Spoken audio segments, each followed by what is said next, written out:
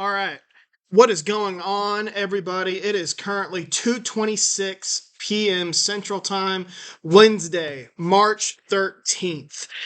You may be wondering, why are you recording during the day? Well, because I work in higher education, I have 3 days off for spring break. Uh, so had some time to kill. Thought it would be a good time to record an episode of the podcast. Actually, might get 2 episodes of the podcast out this week. I may even get James back on the podcast this week. I think we might have something in the works. So it's Wednesday, March 13th. It is technically the new league year begins for the NFL in about an hour and a half. But we've already had so much news across the league that I just have to hop on the podcast and talk about it. So I'm going to lead off with the big headlines in free agency. So one of the things with NFL free agency that I think is often overlooked is free agency. I just want to start with this rant. You really shouldn't be your team really shouldn't be a big spender in free agency if you're doing it right. Now, there are some exceptions to that. Sometimes it just happens where, again, I'm just going to throw out the Packers. A couple years ago, the Packers had Aaron Rodgers, but their roster had gotten to the point where they had moved on from some guys, and that created a lot of cap space, and they were able to spend in free agency. That was when they got Zadarius Smith, Preston Smith, Adrian Amos, Billy Turner. And so unless it's that, or you're a young team taking advantage of, rookie contracts, again, like the Packers and the Texans this year, your team really shouldn't be a big spender in free agency. Free agency, that's one of the things that it gets misconstrued. We have so much money in cap space. Well, that means your team's not very good. If you were any good, you'd be spending your money to retain your guys. So that gets lost in the shuffle, and I just wanted to hit on that real quick. Plus, free agency is about filling needs. The draft is about finding stars. And that also gets lost in the shuffle. But we do have some big news that I want to discuss. And first and foremost, we got to talk about, let me pull up my notes. We got to talk about Kirk Cousins. So Kirk Cousins signs a 4-year, $180 million contract with the Falcons, leaves Minnesota. I don't know what he's paying his agent, but it's not enough. Dude has hit the open, not only has the dude hit the open market twice, but while in Minnesota, he got a couple extensions. Wasn't anything super lucrative, but they would tack on a year here or 2 years there. And I think that happened twice. They would restructure, and he would always get fully guaranteed deal. So that just goes to show he's got a pretty good agent, and it shows, what it means to have a really good quarterback. So he signs this deal with the Falcons. What does that mean? Well, for the Falcons, I'll start with them. It means they're probably going to be a competitor in the NFC South. I would still probably pick the Bucs to win the division because the Bucs, I don't have them in my notes, but I think they've had a really good week or so. They've retained Antoine Winfield Jr. They re-signed Baker Mayfield. They brought back Mike Evans. They did release Shaq Barrett, but Shaq Barrett had been on the decline since 2020.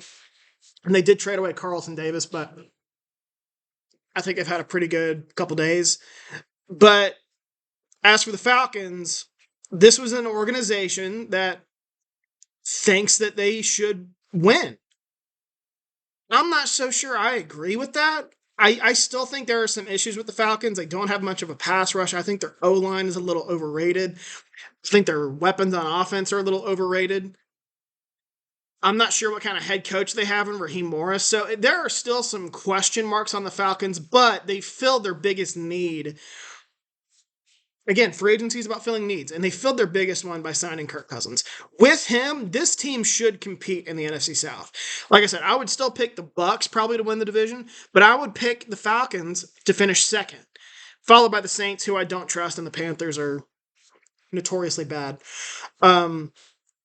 So just how good are the Falcons? I mean, what were they last year? Like 7-10. I think they're a 9-8 team, maybe 10-7. One of the things with Kirk Cousins in Minnesota is he won the division there, I think, one time. And there were some years there where Aaron Rodgers wasn't that good. And the Green Bay Packers weren't that good. 2018, he got there in 2018. 2018, Green Bay was bad. They had Aaron Rodgers. Then they go on a run of 2019, 2020, 2021. They win the division. And then Aaron Rodgers was bad and Green Bay was bad in 2022. And then even in 2023, they get lapped by Green Bay again with Jordan Love. So I don't know just how much Cousins puts, like what kind of position adding Cousins puts the Falcons. I still think that they're second in this division. If they won the division, I wouldn't be shocked at all, but it's a bad division. But where do they stand in the NFC? I would put them behind San Francisco. I would put them behind Detroit. I would put them behind Green Bay.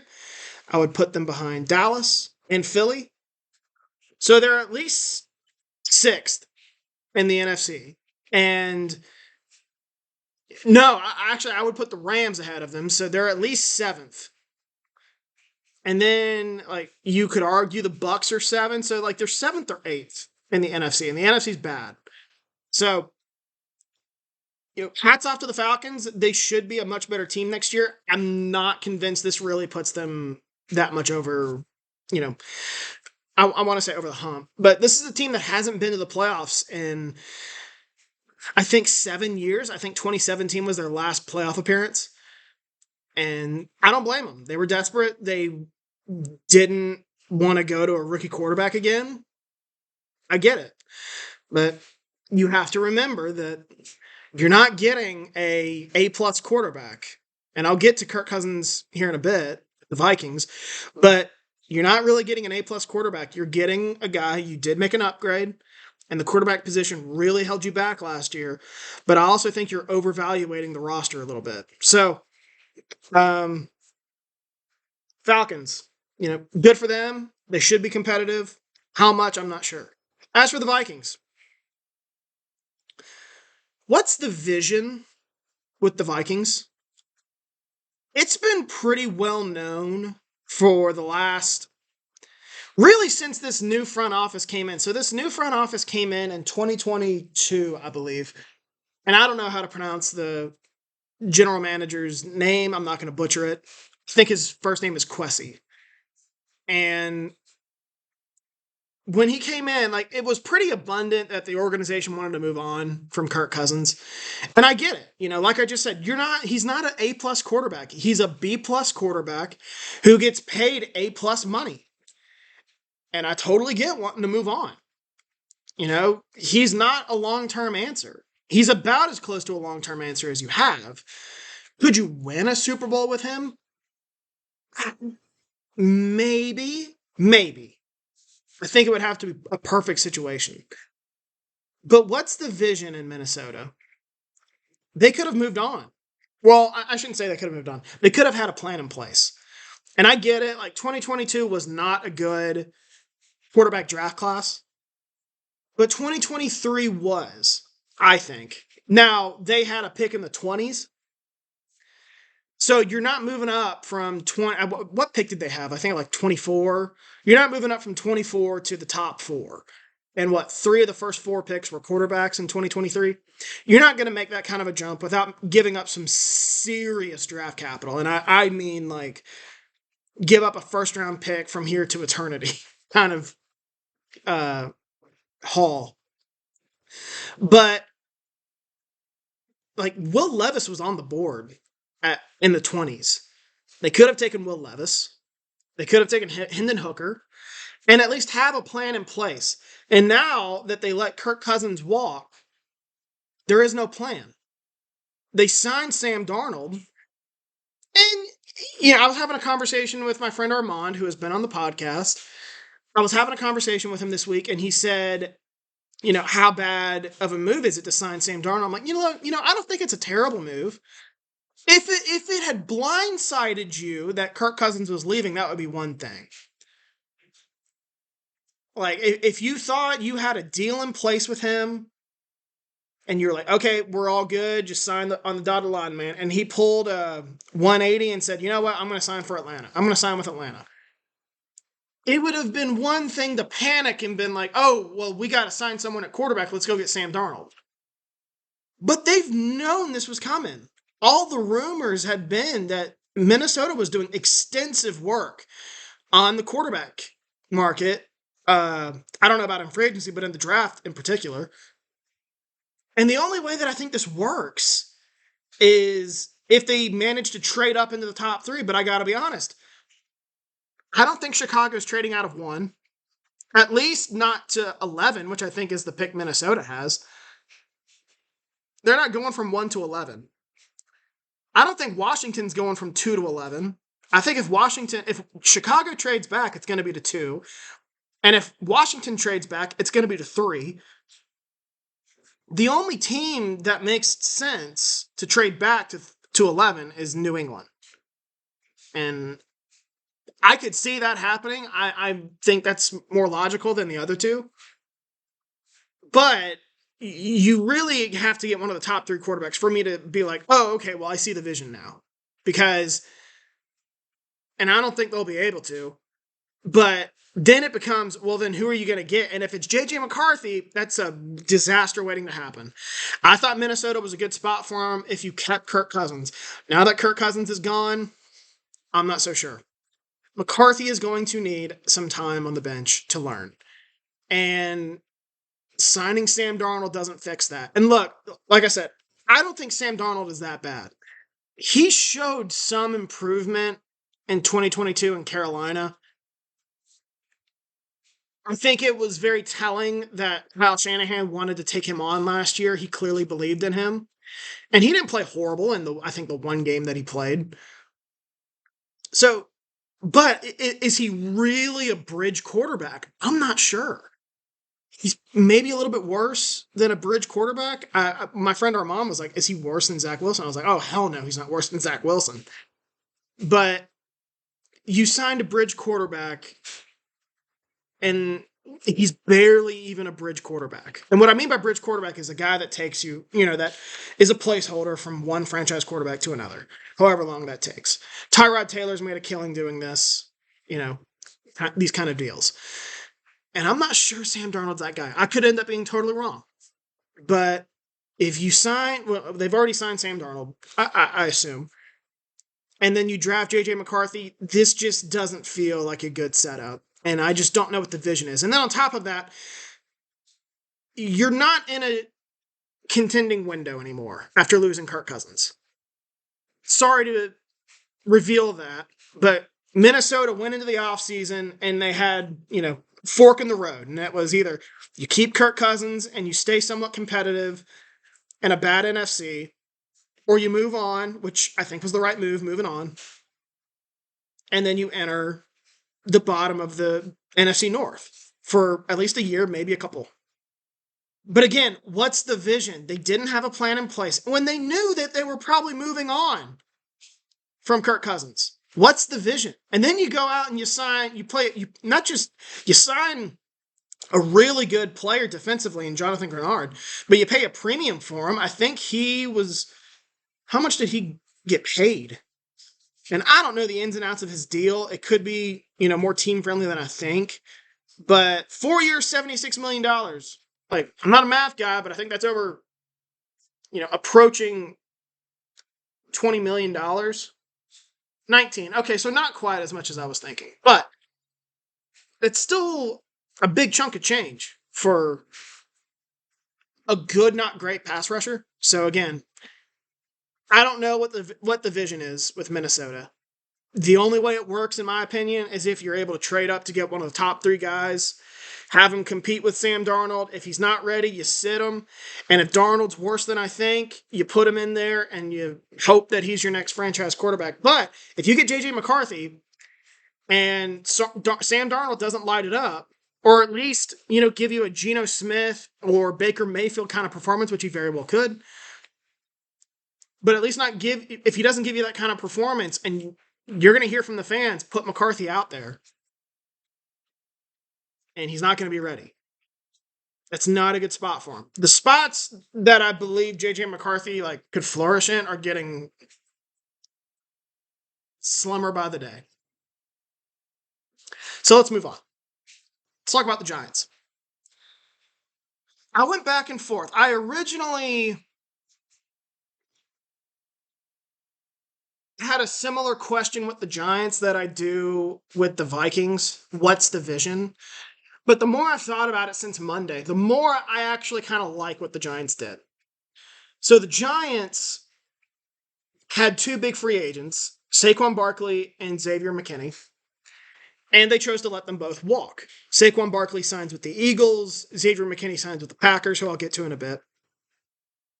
And then they turn around and trade for Brian Burns. And at the time, I thought, and then they signed Brian Burns to a big contract extension. And I thought, why are you paying this player for a premium?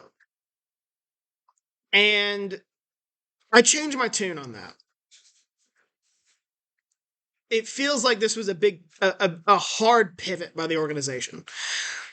And what I mean by that is, let me take you back to 2022. So in 2022, they hire Brian Daboll. They hire this new front office. I think the GM's name is Joe Shane. And I thought those were both really good hires. They exceed expectations in 2022. They win 9 games. They won a playoff game against Minnesota. And they had a difficult decision to make. They did not pick up Daniel Jones' fifth-year option, and he was about to be a free agent. They signed him to an extension, and they franchise tagged Saquon Barkley.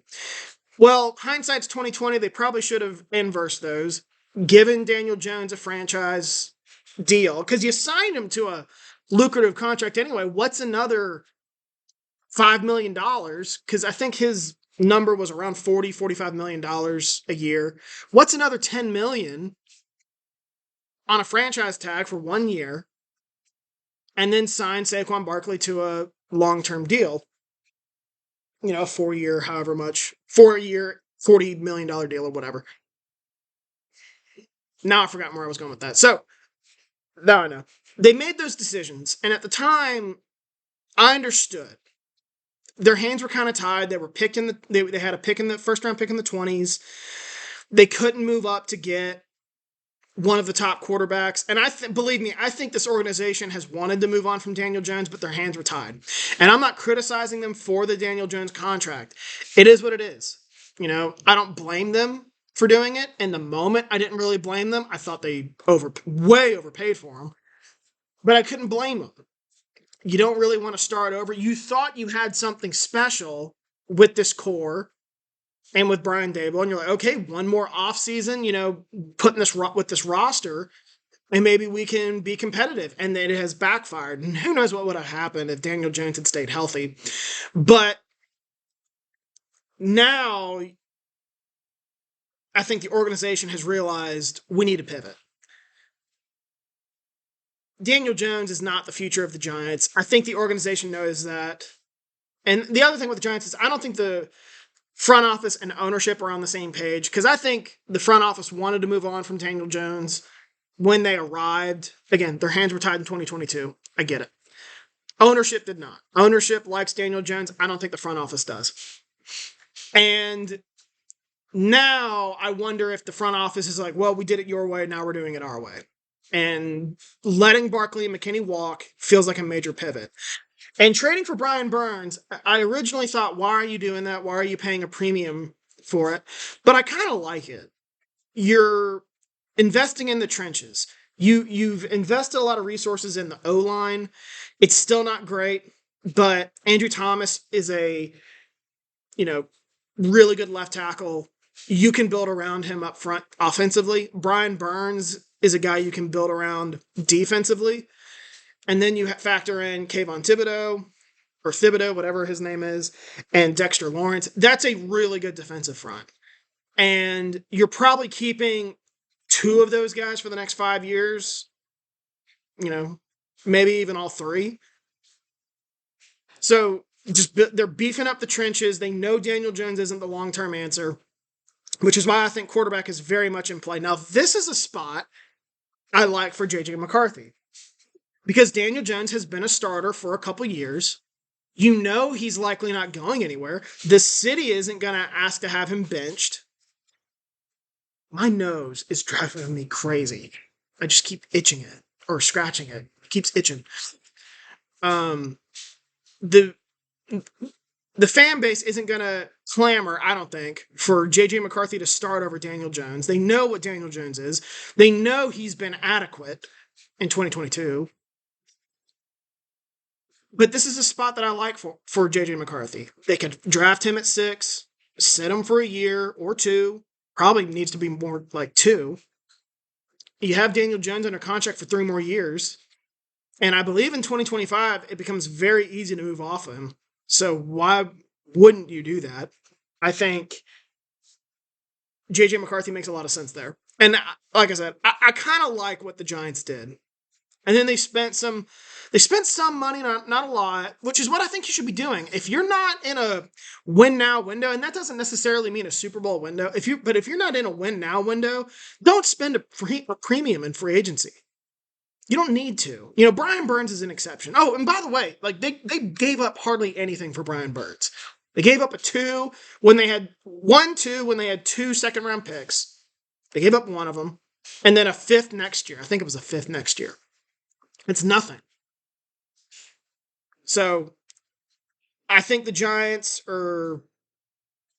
It's probably going to be a tough year for the Giants. I don't know if 2024 means the end of Daboll or what right now, but this feels like an organization that's in the middle of a pivot. And letting Barkley and McKinney walk sucks. But I thought Rich Eisen made a really good point. You don't build the foundation of a championship level team with a really good running back and a really good safety.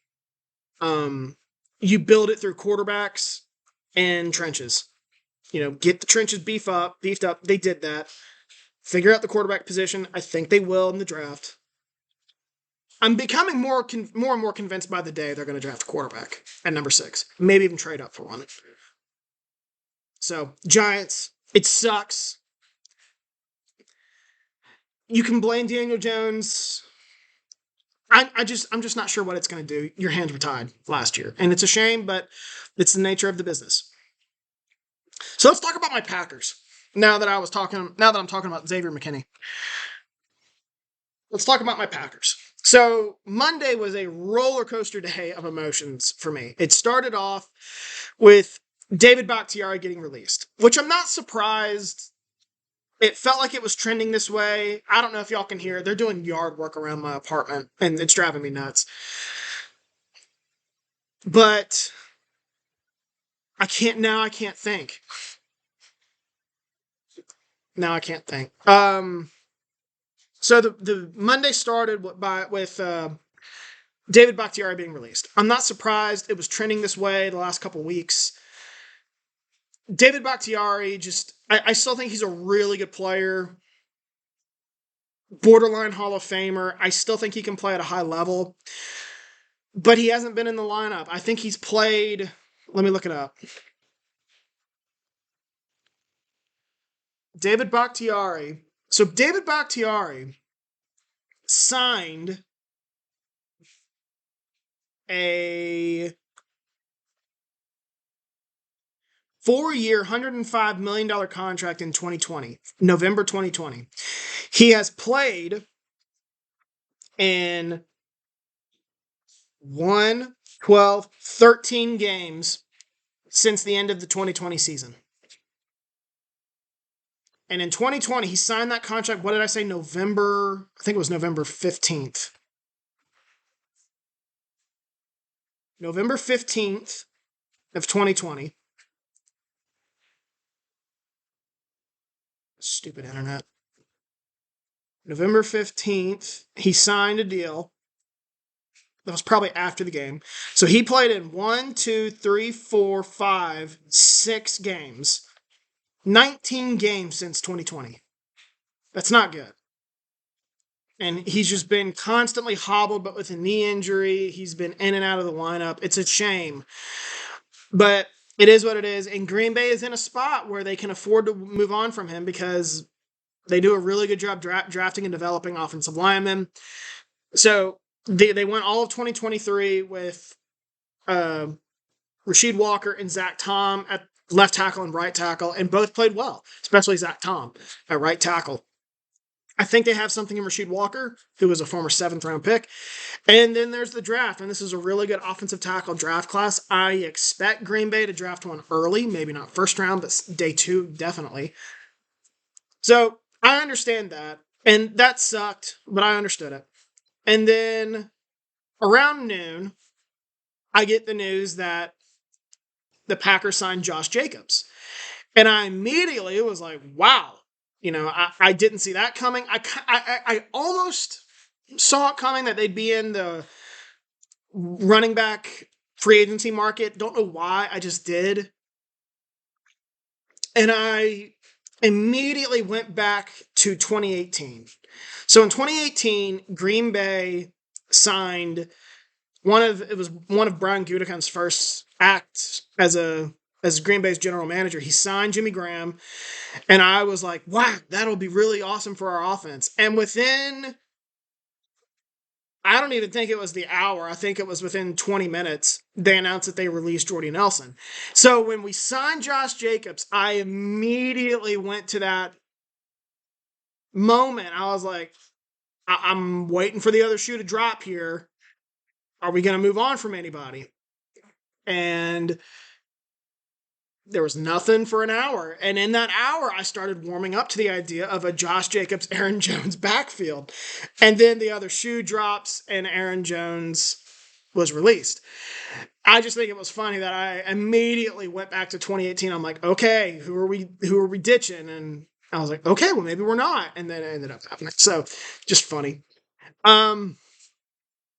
As for Aaron Jones, love Aaron Jones. I think he's the best running back I've seen as a fan of the Packers. Him or Amon Green. And it's a shame to move on from him, but that's the nature of the running back market. How much are you going to cost us? What's your production? How much are you going to cost us? And his cap hit in 2024 was going to be close to $20 million. And that's a dude who was barely in the lineup last year, and it does make sense to move on. And Josh Jacobs is a downgrade from Aaron Jones, but not by much. So they signed Josh Jacobs. I know the number says $48 million. They're not paying $48 million. It's basically probably more of a 1-year deal, maybe a 2. Because I was looking at the breakdown of the contract. It was something like this year he's getting paid like $5 million. Next year is, I think, closer to 10. And I was like, so it's basically like it almost averages out to like $8.5 million per year. It's about like a 2-year, $17 million contract, which is not that bad. And Josh Jacobs, their offense is going to be really good, regardless of if they lose, regardless of losing, not if, but regardless of losing Aaron Jones. Jordan Love looks like the real deal. He could end up proving us all wrong, but he looked like the real deal at the end of 2023. They have 4 legitimate wide receiver options in Christian Watson, Romeo Doubs, Jaden Reed, Dontavian Wicks. 2 solid tight ends in Luke Musgrave, Tucker Kraft. A good, not great, but a good offensive line, which I'm convinced they're going to add to in the draft, like quite a bit. And they're just going to reload. Like I said, they're really good at drafting and developing offensive linemen. And usually when it gets to a point where it's good, not great, they're going to reload it. So I expect probably 3 draft picks used on offensive linemen and probably 2 on day 1 or 2 of the draft. So then, I was like, okay, well, Josh Jacobs is a good player.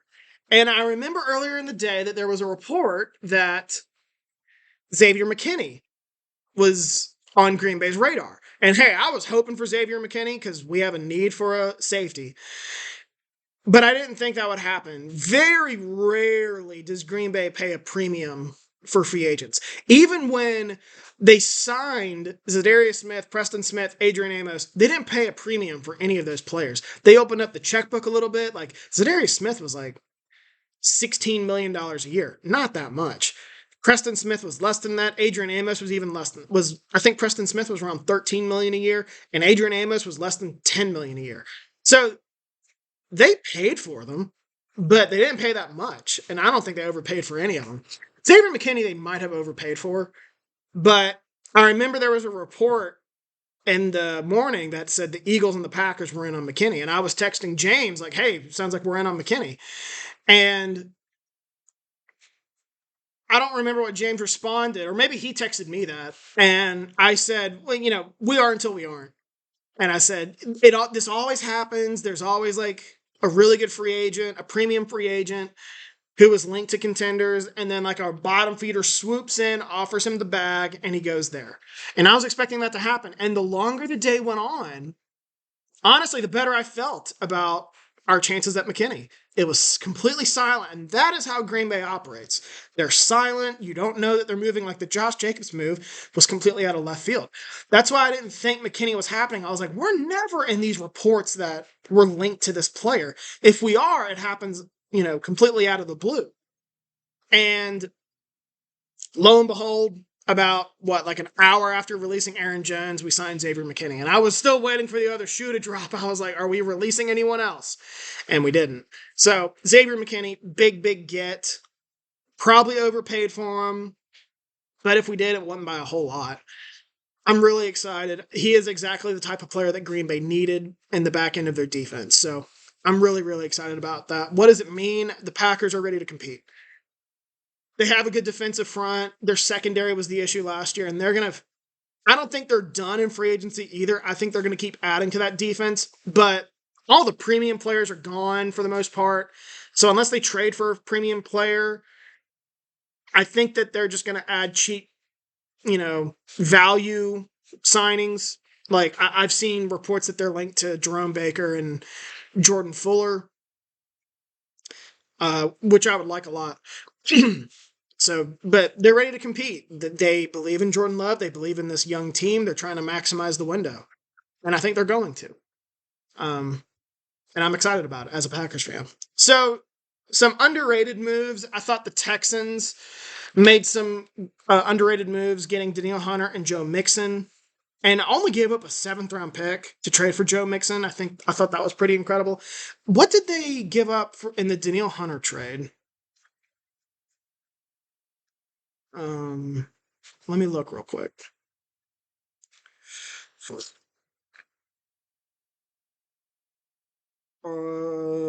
This just says they agreed to a deal. I thought they traded for him, but I could be wrong. But Texans, I thought, made some good moves. Cardinals, I thought the Cardinals were another team that made some good moves. Again, if you're bad, and I don't know how good the Cardinals are going to be in 2024, but they were bad in 2023. I think they're going to be a lot better in 2024. But they're not, and they're improving their roster, and they're not breaking the bank to do it either. And I think that's a sign of a good front office. They know what they are. They know they still have some time building this roster up, beefing this roster up. But they are plugging and playing guys, filling some needs with some valuable or cheap, value guys. And I really like that, by the Cardinals. They know what they are. They know what kind of window they're in. They're not in a win now window just yet. And they shouldn't be paying a premium for players. So hats off to them. Same with the Rams. Now the Rams are in a win now mode, I would argue. But the Rams roster is not in great shape. The fact that Sean McVay got this team to the playoffs in 2023 is a testament to him. But they're doing the same thing. They're adding these cheap guys. They beef for the O-line, signing Jonah Jackson, and I think they've retained someone else. And just these cheap guys, just plug and play and round out the roster, I think is really smart. So good for them. And then I want to talk about the Cowboys and the 49ers, because they've been relatively inactive. Everyone, I think, expected these teams to be more active in free agency. I know Jerry Jones had a quote. Gosh almighty, my nose is driving me crazy. Jerry Jones had a quote, I think at the Combine, that he was all in on winning. But here's the problem. And I think people are overreacting to the Cowboys and the 49ers being inactive. These teams have no money. Same with the Dolphins. They have no money. All their money is tied up into players. And regardless of what they did, they're still going to be good players. They're still going to be good teams. San Francisco is still probably the best team in the NFC. Dallas is still one of the best teams in the NFC. But the thing with Dallas that I don't think is being talked about enough is that Dallas has some very lucrative extensions on the horizon. Dak Prescott is going to get paid this offseason. CeeDee Lamb is going to get paid this offseason. And then probably this offseason, Micah Parsons is going to get paid because Micah Parsons was drafted in 2021, 21, 22, 23. Yeah. So these teams usually don't wait 3 years to sign these really good guys that they found in the draft.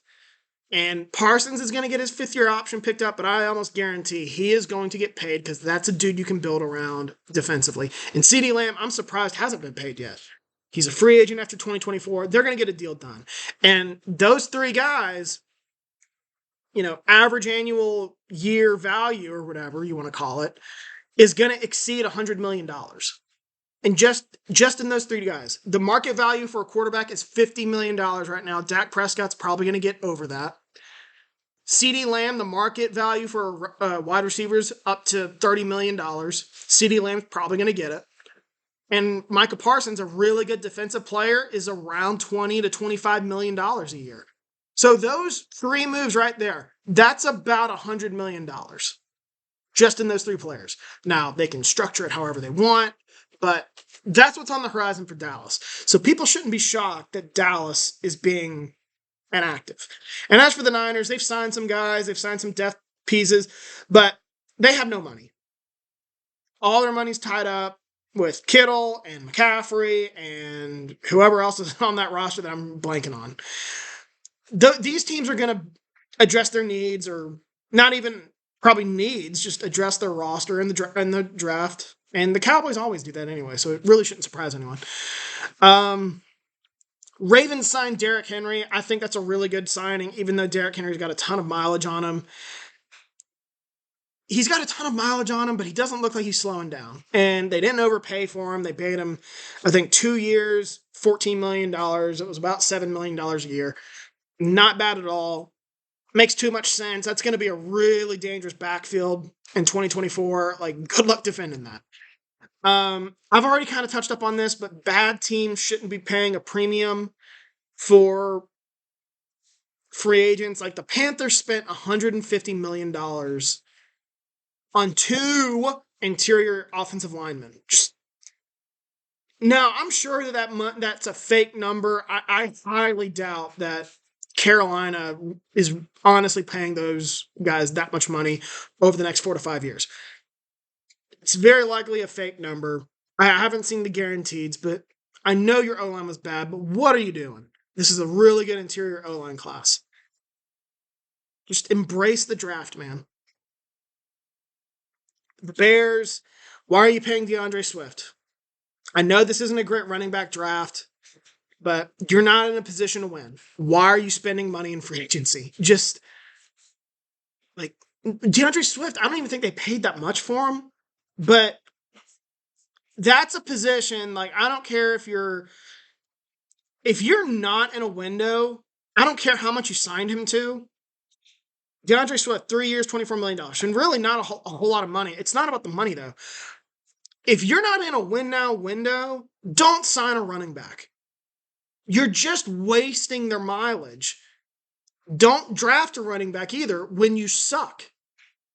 That's why I have issues with the Falcons drafting Bijan Robinson and the Giants drafting Saquon Barkley. You're just wasting years. If you're not going to be competitive, you're just wasting his years. You know who's ready to win now? The Packers. And they went out and signed Josh Jacobs. You know who's ready to win now? The Eagles. They went out and signed Saquon Barkley. That is when you sign running backs.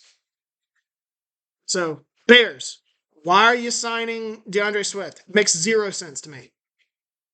Just embrace your running back room. There's no need to pay. I know it's not that much money. There's just no need to pay for a running back. You're just wasting his prime right now. Not even prime. You're just wasting him on a bad roster that's not going to compete. And I want to circle back to an activity. The Dolphins. The Dolphins are so poorly run. They have no money, and they lose a blue chip player on their roster in Christian Wilkins, who the Raiders signed. Again, why are the Raiders paying a premium for Christian Wilkins? I don't know. They're not going to win. They're maybe the third best team in their division, probably are the third best team. You're fighting for a sixth or seventh seed in the AFC at best. And you paid Christian Wilkins, who's a really good player, but you paid him a premium, and you're just not going to win. It just doesn't make a whole lot of sense to me. But the Dolphins, I don't know how you allow Christian Wilkins to walk.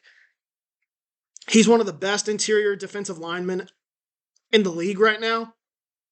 I know you got money tied up in a lot of different guys, and you've spent a lot of money trying to beef up that roster for a 2023 run, which was always dumb because you're not winning a Super Bowl with Tua Tagovailoa.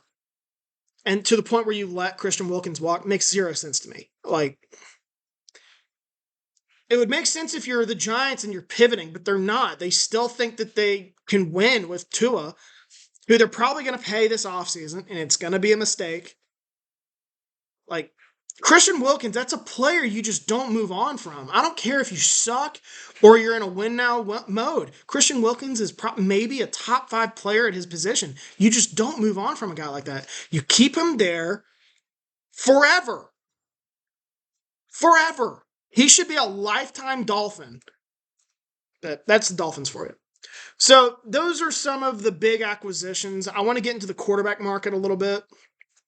How much time have I been going? 40 minutes. Okay. Shorter than I thought. Let's see if missed any news before I continue. We got an hour until the deals are done. That's the other thing. If your team has signed someone or has lost someone and you're down in the dumps, hold off on that.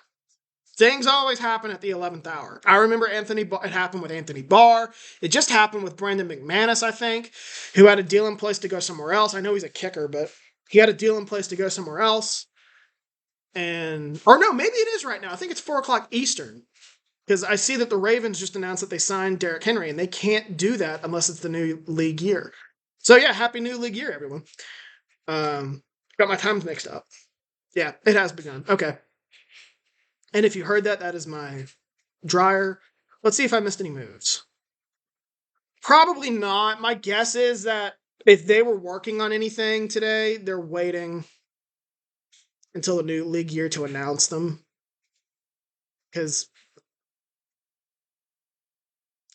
the guys that you wanted to talk to during the tampering period are the premium players.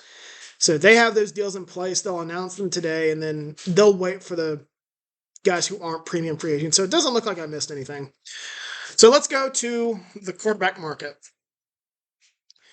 Where are my notes? All right. So the Steelers signed Russell Wilson. And I think this is a good move for both sides. The Steelers couldn't afford to go into 2024 with Kenny Pickett as their starting quarterback. He's just, I don't want to say a bust just yet because some guys do blossom in year 3, but he's as close to a bust as you can get. He's not very good. He's physically limited. I just don't see him getting any better than what he is right now. And the same goes for other guys. I've said this time and time again. I'm, talking to a wall, I feel like. But guys who are physically limited generally do not get much better in their NFL careers. They come in, they might light it up as a rookie, and then they're not getting any better. Kenny Pickett is that. And he didn't even light it up as a rookie. He was okay. He showed some flashes. And I fell for the hype, stupidly, that he would get better. I should have known. No, he's not. So the Steelers had no choice but to bring in Russell Wilson. And I think Russell Wilson, I don't want to say gets a bad rep, but he was a lot better last year than I think what people think. Let me pull up his numbers. So let me go to ESPN. ESPN, I want to see where he ranked in the league. I'm not doing yards because passing yards is a bullshit stat. It literally means nothing. So Completion percentage. I don't see him. I don't think he was that bad, was he? Oh, come on. Let's see. Russell, okay, I was looking for the Denver logo. He was 12th last year in completion percentage. He was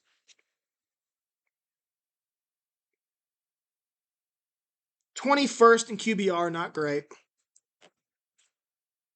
And in passer rating, he was 8th. So he was better than people think. So I don't think this is a bad move for the Steelers. How much better does it make them? I don't think a whole lot. This roster is decent to pretty good.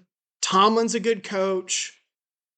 The Steelers will be better with Russell Wilson under center, assuming he wins that starting job. But I don't know how much better it makes them. They're still probably the third best team, maybe even the fourth best team in their own division. It's going to be really hard for them to make the playoffs in the AFC. But this is a really good spot for Russell Wilson that I wasn't convinced that he would.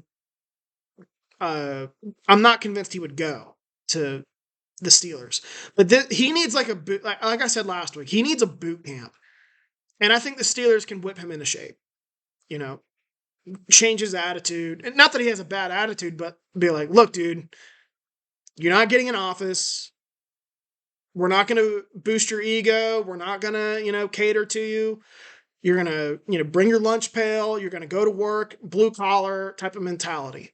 And he really needs that. And I hope he's able to do that with the Steelers because I kind of like the Steelers. The market is thinning for Justin Fields by the hour, not by the day, by the hour. The only option is maybe Denver because New England signed Jacoby Brissett. I don't think they're trading for Justin Fields. The Giants already have Daniel Jones. They signed Drew Lock. And I think they're going to go to the draft to draft a third quarterback. I don't know what else is out there. The Raiders chose Gardner Minshew over Justin Fields. There is Minnesota, but I don't think Chicago wants to trade him within the division. The only option is Denver, who is my next topic. But the market for Justin Fields is getting thin by the day. And I got a text from James. I hope it's not anything breaking. No.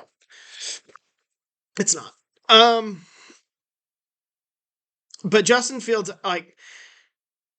there were rumors that a day 2 pick was feasible for the Bears. I don't think so. Mac Jones just got traded for a 6th round pick.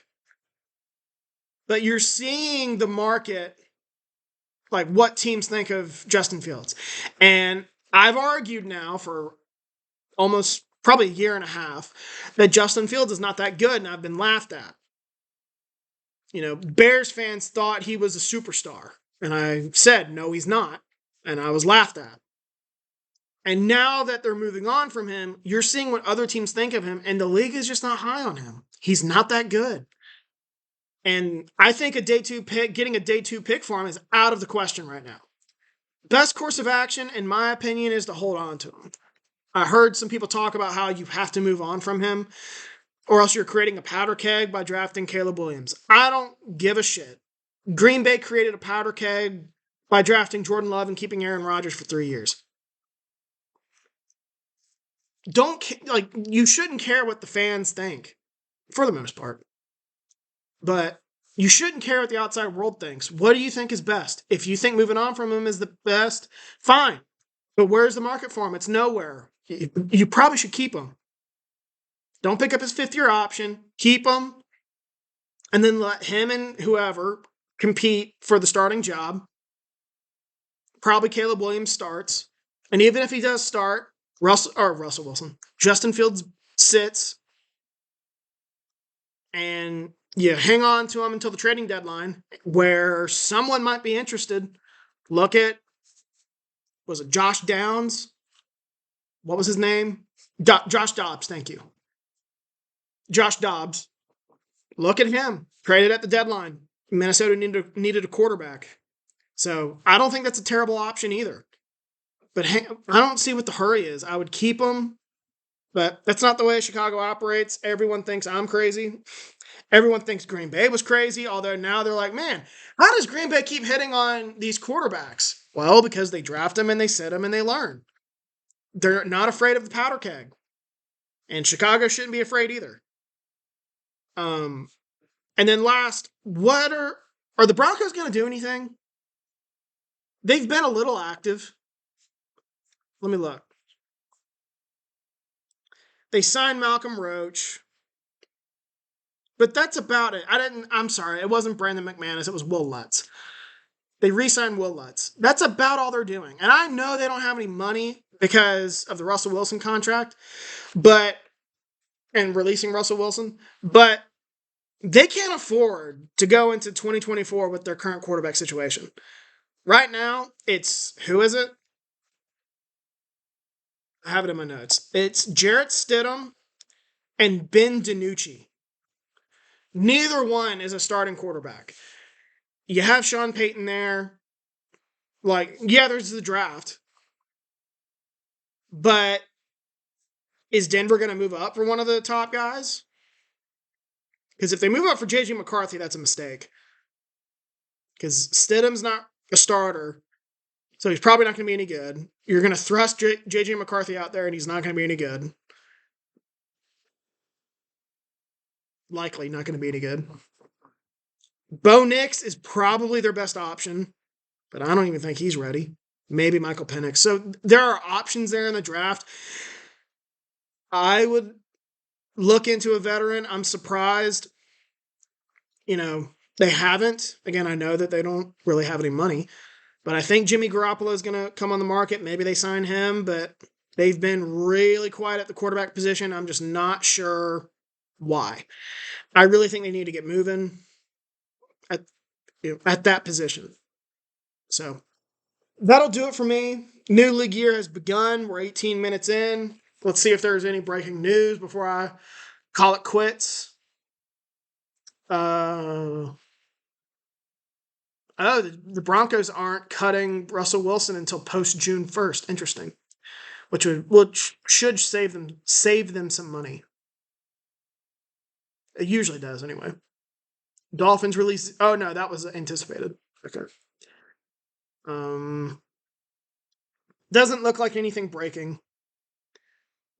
One weird story I guess I can talk about is Aaron Rodgers is supposedly the VP pick for RFK. I know this isn't a political podcast, but that's a weird story. RFK, I don't know. The only thing that makes sense, and I'm going to get a little political here, is that I know that Donald Trump, who just got the Republican nomination, is semi-convinced he can win New York. And I think that's crazy. Although New York did go pretty purple in 2022 midterms. Definitely more purple than blue. And I think he sees something there that he wants to capitalize on. The only thing that makes sense is if RFK Jr. is trying to do the same thing.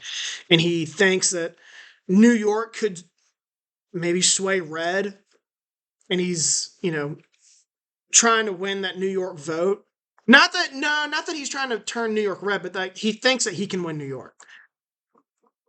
That makes some sense. Rodgers is the quarterback of the Jets. People in the city, gravitate to him. Jets fans might gravitate to him. There are millions of them.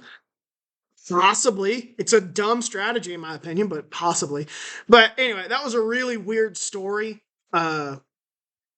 Just makes me happy that Green Bay has moved on from Aaron Rodgers, honestly. I'm sick of that. I'm sick of that drama. Which is why I argued for moving on from him for the last couple of years. So I'll end it there. We are just under 55 minutes. I don't know if I can drag it out much longer. Let's just see. I keep getting alerts on my phone. Let's just see if there's anything breaking. There is not. let's see though. 7 restricted free agency unrestricted free or restricted, free agent tenders. The Rams gave Alaric Jackson second round. Yeah, none of these. Those are really J1 Jennings is the other one. Those are the only two that are noteworthy. So I'll leave it there. We're over 55 minutes now. All right, everybody. I'm gonna leave y'all here. I'm gonna have new episodes this week. Like I said, I think we're gonna have an episode with James tomorrow that we'll record tomorrow. I think I have something WVU related in the books now that the basketball season's finally over. And I think I have my buddy Dylan agreeing to come on. Don't know when that'll be out. Probably early next week. So we got March Madness and NFL free agency going on. I'm pretty sure there are going to be more moves made, like some big moves. Because usually, like after premium free agents come off the board, is when teams like start offering trades, and you might see a trade get made. I would expect that to happen because this isn't a great free agency class.